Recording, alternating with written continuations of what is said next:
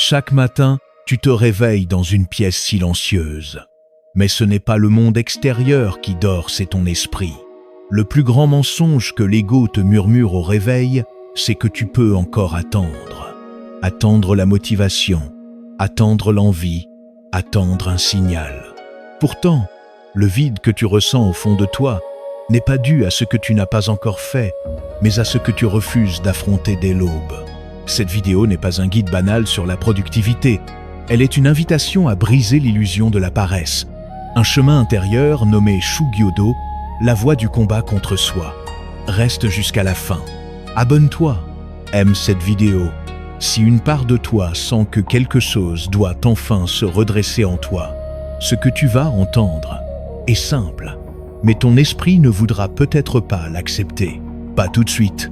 Dans le Japon ancien, les moines guerriers suivaient une discipline si rude qu'elle brisait tout ce qui n'était pas vrai en eux.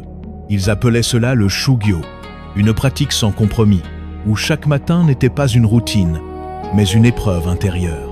Ce n'était pas l'efficacité qu'ils recherchaient, mais la présence absolue. Aujourd'hui, dans un monde saturé de confort, de distractions et de pensées circulaires, cette voie semble inutile. On confond lenteur avec paresse, tension intérieure avec fatigue, et l'inaction devient une habitude maquillée en repos. Pourtant, la véritable paresse n'est pas physique, elle est mentale. C'est l'abdication silencieuse de la volonté, l'oubli de sa propre verticalité. Si tu ne règles pas ton esprit à l'aube, c'est lui qui décidera pour toi tout le reste du jour.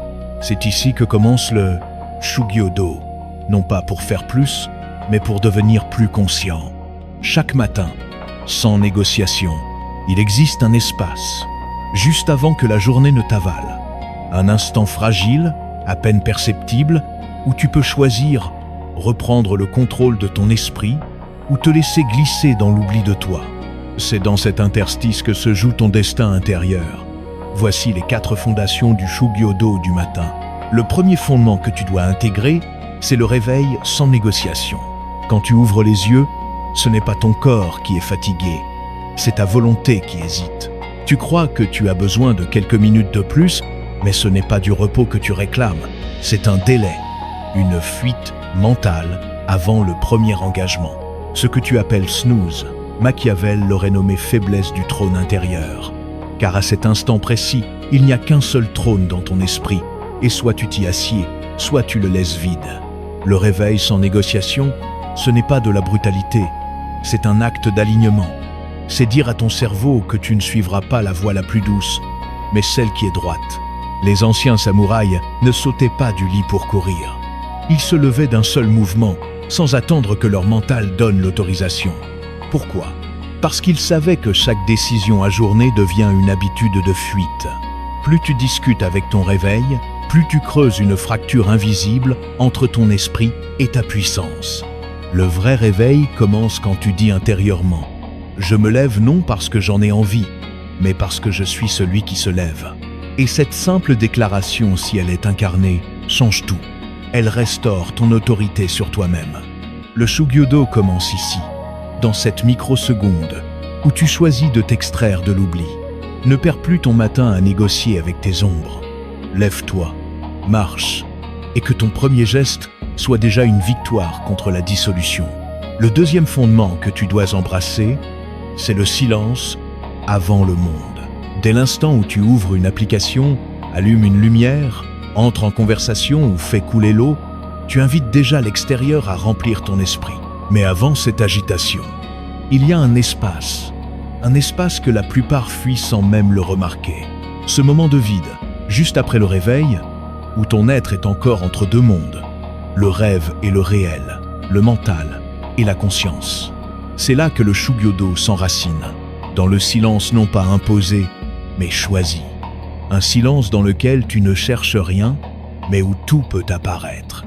Le mental moderne ne supporte pas ce vide. Il veut immédiatement le combler. Musique, nouvelles, tâches, distractions. Mais chaque fois que tu sautes ce silence, tu renforces une forme d'oubli, l'oubli de ta propre voix. Car si tu n'écoutes pas le silence, tu ne pourras jamais distinguer ce qui vient vraiment de toi et ce qui vient de l'extérieur. Le silence du matin est un miroir brut. Il montre ta peur, ton agitation, ta résistance, mais aussi ta lumière. Il est inconfortable, oui, mais c'est ce qui le rend précieux. Tu dois t'y asseoir comme un moine s'assied face au vide, sans attente, sans défense, sans rôle. C'est dans ce non-faire que se révèle ta posture intérieure. Reste 5 minutes dans ce silence, sans rien corriger. Juste être, et tu verras, ce qui semblait être un désert devient un sanctuaire. Le monde viendra de toute façon, mais si tu l'affrontes sans être revenu à toi, tu ne feras que réagir, jamais créer. Embrasse donc le silence du matin comme un rite invisible, car c'est là que commence la souveraineté. Le 3e fondement que tu dois pratiquer, c'est le mouvement lent mais inévitable. Le corps ne ment jamais. Même lorsque l'esprit s'embrouille, s'excuse ou tergiverse, le corps, lui, révèle la vérité. Il avance ou il stagne. Et le matin, ce que tu fais avec ton corps programme toute ta journée mentale. Si tu te traînes, tu actives la plainte. Si tu traînes, tu réveilles l'oubli de soi. Mais si tu décides de bouger, non pas vite, mais avec précision, avec présence, alors quelque chose en toi se remet à respirer. Le Shugyo-do, ce n'est pas de la performance, c'est de l'enracinement. Tu n'as pas besoin d'un entraînement extrême, mais d'un rituel simple et sans interruption. Étire ton dos, pose tes pieds nus au sol, respire, ralentis, mais ne t'arrête pas. La paresse se nourrit du vide entre 2 gestes. L'élan de vie se nourrit du geste qui ne trahit pas l'intention. Les maîtres zen ne couraient pas. Ils marchaient comme s'ils sculptaient l'air. Chaque pas était une affirmation de leur retour à l'instant. Toi aussi. Tu peux instaurer ce mouvement qu'il s'agisse d'un exercice lent, d'un thé préparé avec attention ou d'une respiration profonde maintenue pendant quelques minutes. Ce qui compte, ce n'est pas l'action, c'est la posture intérieure dans l'action. Si ton geste est hésitant, ton esprit devient fragile. Si ton geste est incarné, ton esprit devient clair. Le mouvement lent mais inévitable est un acte d'autorité douce. Il dit « Je suis maître de mon commencement ». C'est un mouvement qui ne cherche pas à impressionner, mais à stabiliser. Et c'est cette stabilité qui fait fuir la paresse. Car la paresse déteste la continuité. Elle se nourrit des ruptures, des oublis, des gestes bâclés. Marche donc, mais marche droit, calme et sans jamais t'arrêter. Le 4e fondement que tu dois comprendre, c'est la réaffirmation quotidienne de ta direction. Un esprit sans direction se perd même dans les plus belles intentions. Tu peux te lever tôt, méditer, bouger, mais si tu ne rappelles pas à ton être où il va, il retombera dans ses automatismes. Le matin n'est pas seulement fait pour démarrer, il est fait pour orienter. Et cette orientation ne se décide pas avec des to-do list. Elle se ressent, elle s'affirme, elle se répète jusqu'à ce qu'elle devienne une posture, non une idée. Le Shugyo-do, c'est comprendre que chaque jour, ton identité est en jeu, pas celle que les autres perçoivent, celle que tu construis par tes actes silencieux. Dès le matin, tu dois affirmer intérieurement « Voilà ce que je poursuis, voilà ce que je protège, voilà ce que je refuse de trahir ». Même si tu doutes, même si tu es fatigué, même si ton esprit chuchote que cela ne sert à rien. Car c'est justement là que commence la discipline. Quand tu es fidèle à ta direction, même dans l'absence de résultats, même dans la brume, ce rappel n'a pas besoin d'être long. Il peut tenir en une phrase, un mot, une pensée incarnée, mais il doit être répété avec sincérité. Sinon, tu seras guidé par l'extérieur, par les urgences, les sollicitations, les humeurs. Et très vite, tu redeviendras passager dans ta propre vie. La paresse mentale commence quand tu cesses de rappeler à ton âme pourquoi elle marche. Alors ne commence plus une journée sans cette boussole intérieure, car la direction n'est pas un but, c'est un ancrage. Et celui qui n'ancre pas sa volonté chaque matin redevient l'instrument des autres. Choisis donc ta direction et répète-la comme un mantra, jusqu'à ce qu'elle traverse le brouillard de tes pensées. Tu as peut-être déjà essayé d'appliquer certaines règles du matin, sans que rien ne change vraiment. Ce n'est pas parce que tu manques de discipline, mais parce qu'il y a des nœuds plus profonds, invisibles, que personne ne t'a appris à voir. Pour comprendre la paresse, il faut d'abord comprendre ses racines cachées dans ton esprit. La première révélation intérieure, c'est que la paresse n'est pas un défaut, mais une stratégie de protection inconsciente contre l'effondrement. Tu passes peut-être tes journées à t'en vouloir de ne pas faire assez. Tu te dis que tu es paresseux, que tu manques de volonté, que les autres ont quelque chose que tu n'as pas. Mais as-tu déjà observé ce que tu ressens juste avant de devoir faire un effort? Il ne s'agit pas seulement de flemme, mais d'un malaise intérieur plus subtil. Tension, peur, fuite, fatigue émotionnelle. Ce que tu appelles paresse, c'est en réalité une réaction de ton système intérieur qui tente d'éviter un danger souvent invisible, souvent ancien. Car ton esprit ne veut pas ton échec, il veut ta survie. Et parfois, il pense que bouger, agir, affronter, c'est trop risqué, trop douloureux, trop chargé. Alors il t'immobilise, pas par caprice, par instinct. L'inaction devient alors une barrière mentale contre l'effondrement, contre le vide, contre les souvenirs, contre cette impression que tu pourrais tomber si tu allais trop loin. Mais ce que ton ego ne t'avoue pas, c'est que cette stratégie a un coût, car en t'empêchant de tomber, il t'empêche aussi de grandir. Il te garde dans une zone d'entre-deux, ni vivant, ni éteint. Et c'est là que la souffrance silencieuse s'installe. Le Shugyo-do t'invite à ne plus voir la paresse comme un péché, mais comme une alarme. Une invitation à aller voir ce que tu évites, à ne plus fuir la peur du mouvement. Il ne s'agit pas de te forcer, il s'agit de t'écouter autrement, d'écouter cette voix intérieure qui dit « Je suis immobile parce que quelque chose en moi s'est figé autrefois et veut maintenant être entendu. » La deuxième révélation intérieure, c'est que ton cerveau choisit l'inaction non pas par faiblesse, mais parce qu'il est saturé d'ordres contradictoires non exprimés. Tu veux avancer, mais quelque chose te retient. Tu as des projets, des envies, des visions, mais au moment d'agir, tout se brouille. Tu tergiverses, tu ralentis, tu repousses, et tu te demandes « Pourquoi ?» Ce n'est pas un manque de force, c'est une surcharge invisible. Ton cerveau n'est pas paresseux, il est en conflit. En lui résonnent plusieurs voix, plusieurs désirs, plusieurs peurs, et aucune ne prend le dessus. L'une veut réussir, l'autre veut rester en sécurité. L'une veut briller, l'autre veut disparaître. L'une veut tout changer, l'autre dit que ce n'est pas le bon moment.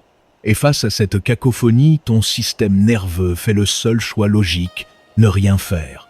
Il neutralise, il te met en veille, non pas par paresse, mais par confusion. Ce mécanisme s'appelle la dissonance interne, une guerre silencieuse entre plusieurs volontés qui t'appartiennent, mais que tu n'as jamais clairement tranchées. Tu ne peux pas avancer si tu donnes chaque jour des messages contradictoires à ton propre esprit. Le Shugyo-do, c'est aussi ça.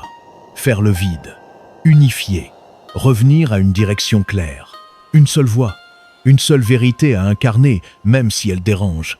Cela demande du courage, oui, car certaines de ces voix viennent de tes parents, de ton passé, de tes blessures.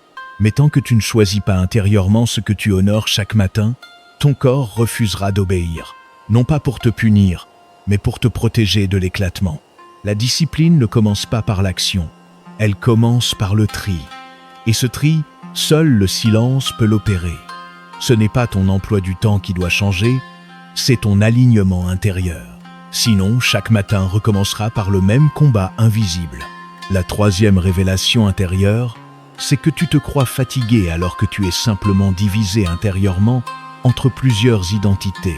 Tu dis souvent « je suis fatigué », mais cette fatigue n'est pas toujours physique, ni même mentale.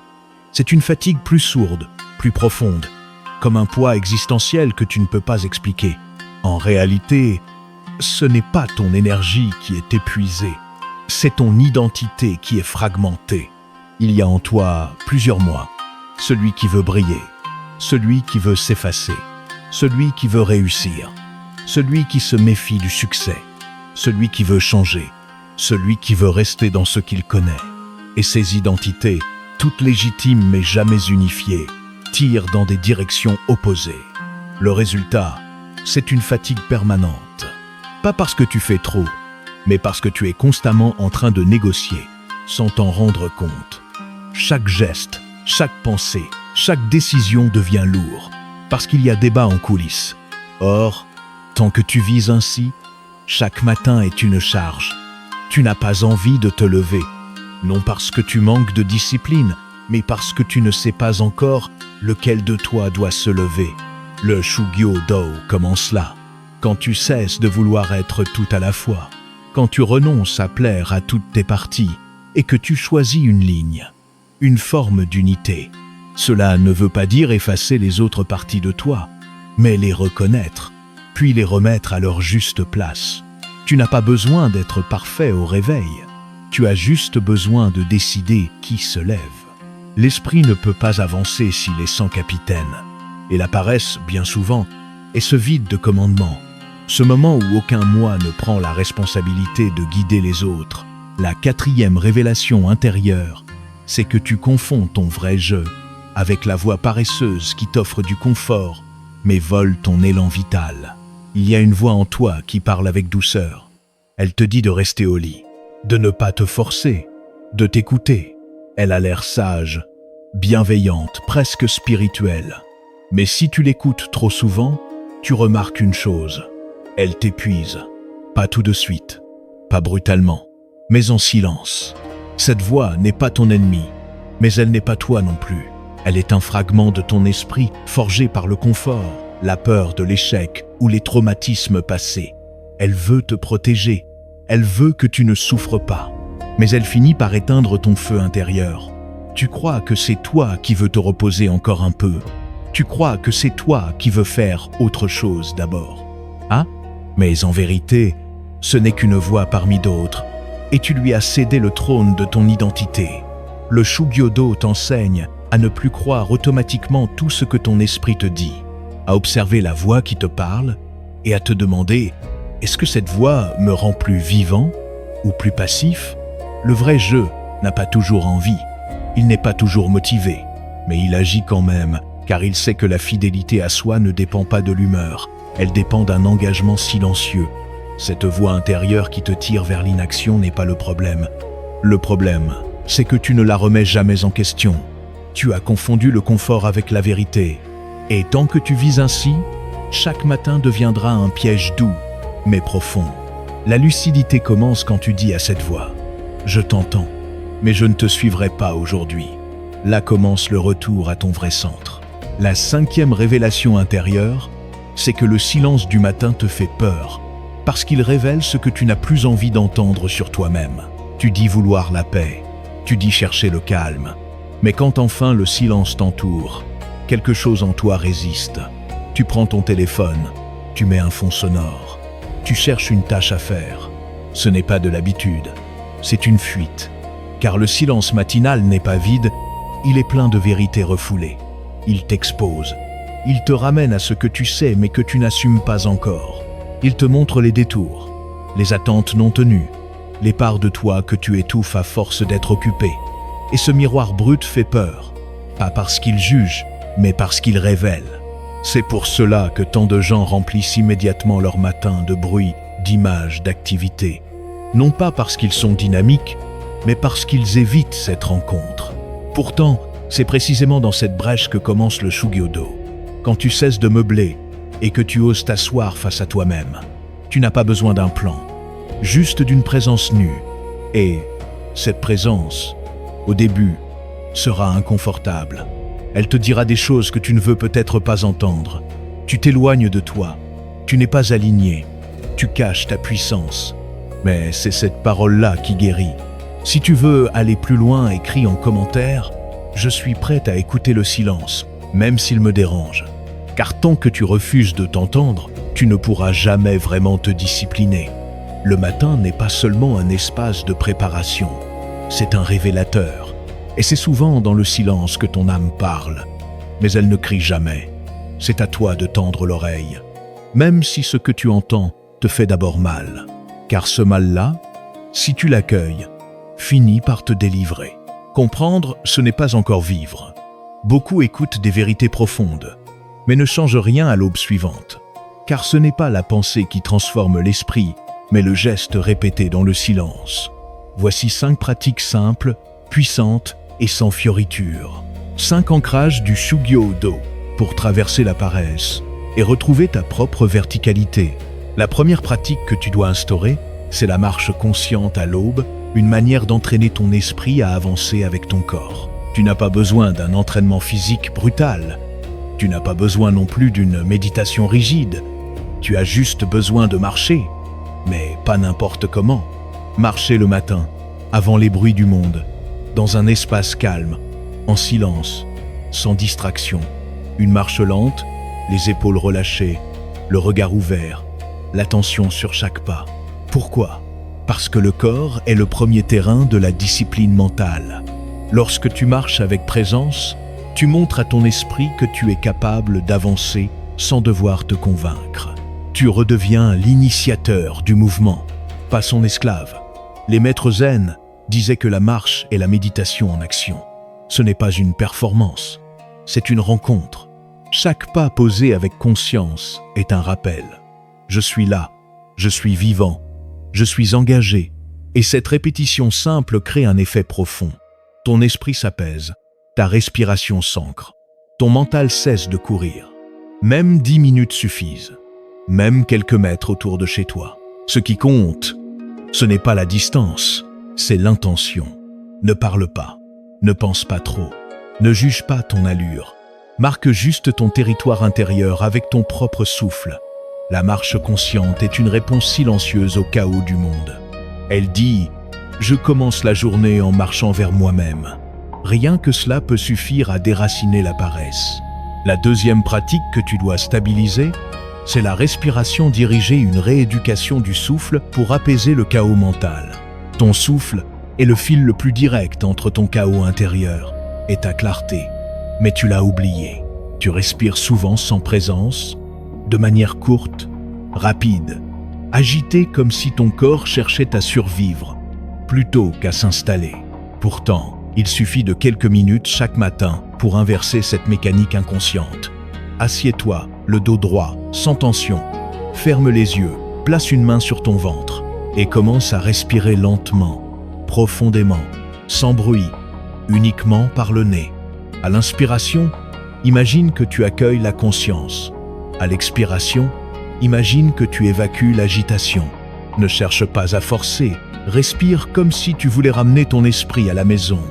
Au début, ton mental résistera. Il cherchera autre chose à faire, à penser, à fuir. Mais reste. Insiste avec douceur.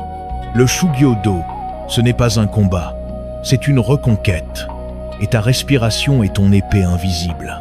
En dirigeant volontairement ton souffle, tu actives ton système parasympathique, celui du calme, du recentrage, de la présence. Tu passes d'un état dispersé à un état habité. Et lorsque cette pratique devient quotidienne, quelque chose change en profondeur. Tu n'es plus réactif dès le réveil. Tu observes, tu choisis, tu reprends ton rythme. Même 5 minutes suffisent, si elles sont pleines, car il ne s'agit pas d'occuper le temps, mais de reprendre l'espace. La respiration dirigée te rappelle que tu n'as pas besoin de tout contrôler, mais que tu dois commencer par respirer toi-même. Pas pour les autres, pas pour survivre, mais pour redevenir présent. Le silence du matin commence dans tes poumons. La troisième pratique que tu dois respecter, c'est l'écriture sans masque déposée chaque matin, ce que ton ego tente de censurer. Le matin, ton esprit est encore poreux. Il n'a pas tout à fait mis ses masques, ni reconstruit ses justifications. C'est à ce moment-là qu'il faut écrire, non pas pour produire quelque chose de beau, ni pour t'expliquer, mais pour te révéler. Prends un carnet, rien de numérique, juste du papier et un stylo. Assieds-toi et écris ce qui vient, sans filtre, sans censure, sans chercher à bien formuler. Ce que tu ressens, ce que tu évites, ce que tu veux fuir, ce qui te pèse, ce qui te tente, ce qui te trouble, et surtout, ce que tu n'avoues à personne. Pourquoi ? Parce que tant que tu ne mets pas tes pensées en lumière, elles te dirigent dans l'ombre. Ce que tu ne dis pas finit par peser. Ce que tu caches à toi-même finit par s'imposer. Et c'est ainsi que la paresse se forme, comme un brouillard d'émotions non exprimées, de contradictions non observées, de pensées vagues qui bloquent l'élan. Le Shugyo-do est une voix sans mensonge. Et chaque ligne écrite le matin est un acte de lucidité. Même si tu n'as rien à dire, écris « Je n'ai rien à dire ». Même cela révèle quelque chose.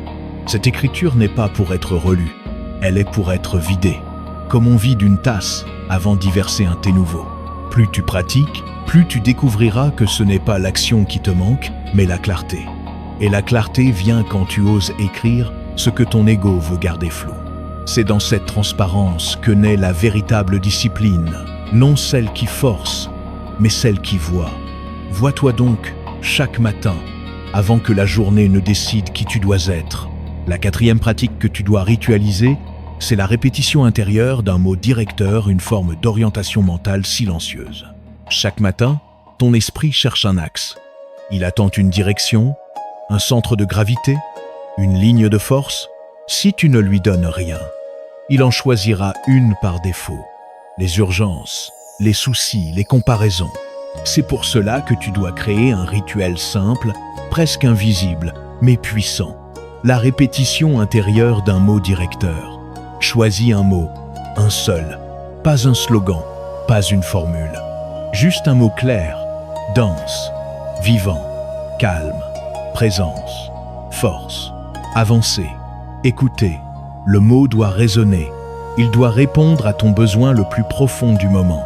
Et une fois choisi, tu le répètes lentement, intérieurement, plusieurs fois, comme un souffle, comme une graine. Pas pour te convaincre, mais pour orienter. Car ton mental, comme une boussole, se stabilise quand il a un vrai nord. Ce mot devient un ancrage. Il ne résout pas tous les problèmes, mais il te garde droit dans la tempête. Le Shugyo-do n'est pas une marche sans désordre. C'est une marche avec une direction assumée. Et ce mot, chaque matin, est comme un fil que tu tiens entre les doigts. Tu peux le murmurer pendant que tu respires, ou le laisser résonner entre deux gestes. Ce n'est pas une magie, c'est une autorité intérieure. Tu rappelles à ton esprit que tu n'es pas livré au chaos. Tu choisis, tu tiens, tu incarnes. Et plus tu le répètes avec sincérité, plus ton inconscient s'en imprègne. Ce mot finit par structurer ta posture. Il devient une présence, une résistance douce au découragement, une forme de ligne droite dans un monde courbé. Ne laisse plus ton mental errer sans gouvernail. Donne-lui chaque matin une parole brève, mais vraie, et tiens-la comme on tient une lampe dans le brouillard. La cinquième pratique que tu dois accueillir, c'est l'observation immobile, une présence pure, sans intention, face au réveil du monde. Il y a un moment, juste avant que le monde ne s'agite, où tout est encore silencieux. Ce moment-là, tu l'as peut-être déjà senti, sans jamais oser y rester. C'est une fissure dans le temps, une faille où rien n'est encore exigé de toi. Et c'est là que commence la pratique la plus subtile du Shugyo-do. Ne rien faire, ne rien remplir, ne rien chercher. T'asseoir et observer. Ni méditer activement, ni analyser. Juste être là, droit, présent, lucide, face au bruit lointain des voitures, à la lumière qui entre doucement, au son du dehors, aux mouvements internes. Cette observation immobile est une forme d'ascèse invisible. Elle éduque ton esprit à ne plus réagir compulsivement. Elle entraîne ton attention à devenir un lac, pas une rivière. Rien ne doit être modifié. Si une pensée surgit, tu la regardes. Si une émotion monte, tu la laisses respirer. Tu ne suis rien. Tu ne repousses rien. Tu accueilles. Pourquoi ? Parce que cette simple posture te rend maître de ta première heure. Et celui qui maîtrise sa première heure n'est plus totalement soumis à l'agitation collective. Ce rituel, même de 5 minutes, est une déclaration intérieure. Je n'appartiens pas au flux, je choisis la présence. C'est cela la véritable souveraineté. Pas le contrôle de tout, mais la capacité à rester là, sans fuir, sans chercher, sans performer. Chaque jour, si tu t'assieds ainsi, même sans but, même sans résultat immédiat, tu renforces en toi un espace que rien ne peut acheter ni voler. Un lieu de silence vivant que la paresse ne peut pas pénétrer. C'est là que commence la vraie force. Non dans l'action, mais dans la lucidité immobile. Tu es resté jusqu'ici. C'est que quelque chose en toi sait. Tu sais que la paresse n'est pas une faute morale, mais une fracture dans l'alignement. Tu sais que le problème n'est pas ton emploi du temps, mais ton ancrage. Tu sais que le monde d'aujourd'hui court après la discipline comme on court après un médicament. Mais on oublie ceci. Ce n'est pas en t'ajoutant des contraintes que tu vas guérir, mais en retirant ce qui t'écarte de toi. Et le matin est l'endroit sacré où ce retrait peut commencer, pas à pas, geste après geste, présence après présence. Ce que tu viens d'entendre n'est pas un programme à suivre mécaniquement. C'est un appel à restaurer ton axe chaque jour, avant que le monde vienne te le voler. Le Shugyo-do n'est pas réservé à des moines ou à des ascètes perdus dans les montagnes. C'est une voie silencieuse que chacun peut emprunter dans sa chambre, dans sa cuisine, dans la ruelle encore vide au lever du soleil. Il ne s'agit pas de devenir quelqu'un de parfait. Il s'agit de ne plus trahir la direction, de ne plus négocier avec les fragments de soi, de ne plus reporter la rencontre avec ta propre voix. Tu n'as pas besoin de te forcer, tu as besoin de te rappeler, car chaque matin tu oublies, tu te lèves et tu redeviens ce que le monde attend ou ce que tes automatismes réclament. Mais il existe un autre scénario, celui où tu es le premier à t'accueillir, celui où tu t'accordes quelques instants sans masque, sans course, sans rôle, celui où tu dis sans bruit « Je suis là, je recommence, et cette fois, je choisis ». Choisir, ce n'est pas tout contrôler, c'est refuser de continuer à vivre en pointillé. La paresse n'est pas ton identité, c'est une couche de sommeil autour de ta conscience, et elle se déchire quand tu redeviens présent, sincère, engagé même dans l'inconfort, même dans l'hésitation. Alors chaque matin, rappelle-toi ces fondements, lève-toi sans négociation, entre dans le silence avant le monde, bouge avec lenteur mais décision, réaffirme ton axe, puis pratique, sans attendre que ce soit parfait. Marche, respire, écris, répète, observe. Et si un jour tu rates, recommence. Car ce n'est pas la perfection qui transforme, c'est la fidélité. Le monde extérieur ne t'attendra pas. Il te poussera, te distraira, t'agacera. Mais si tu as planté ces 5 graines le matin, rien ne pourra totalement te décentrer. Et même si tu fléchis, tu sauras revenir. C'est ça la vraie force. Pas de ne jamais tomber, mais de savoir exactement par où se redresser. Alors maintenant, si ce message a éveillé quelque chose en toi, partage-le. Abonne-toi à cette chaîne pour ne pas te perdre à nouveau dans le bruit. Active la cloche, non pas pour recevoir une notification, mais comme un rappel. Je choisis la discipline de l'esprit, même dans ce monde confus. Et retiens cette dernière parole. Celui qui conquiert le monde mais ne se lève pas droit chaque matin, c'est déjà perdu.